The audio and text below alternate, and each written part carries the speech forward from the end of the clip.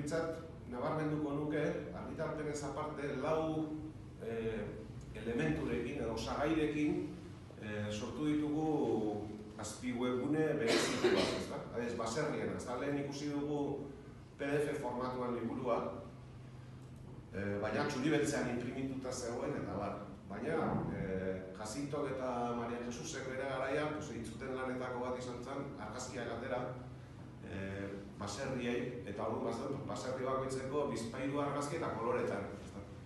Orduan, bihurtu genuen, pentsatu genuen egokia izan zitekeela, liburuaren edukia bihurtu datubasea eta webgunea bihurtzea, eta gainera horrek aukera ematen du baliatzeko eta txertatzeko ere bestela liburuan ez dauden materialak, argazkiak. Argazki koloretako hemen dauden argazki hauek, ez daude liburuan koloretan. Eta sartu ezkero, oso posible da, ez beti, baina oso posible da, egotea argazki bat baino gehiago. 3 argazki daude, baina gero ere badago testua.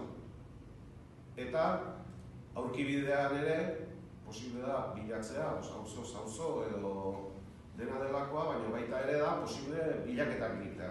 Bilatu ezkero errota, adibidez, hemen agertzen dira, epel errota, epel auzoan, Osinadako errotaren goikoa, errotaren erdikoa, eta Ugaldetxo Pagoako errota. Baina baita aukera dago ere testu osoan bilatzeko. Eta testu osoan bilatu ezkero, orduan ageri da errota hitza, testuan barruan aipatua den edozein pasarte, edo pasarte guztiak.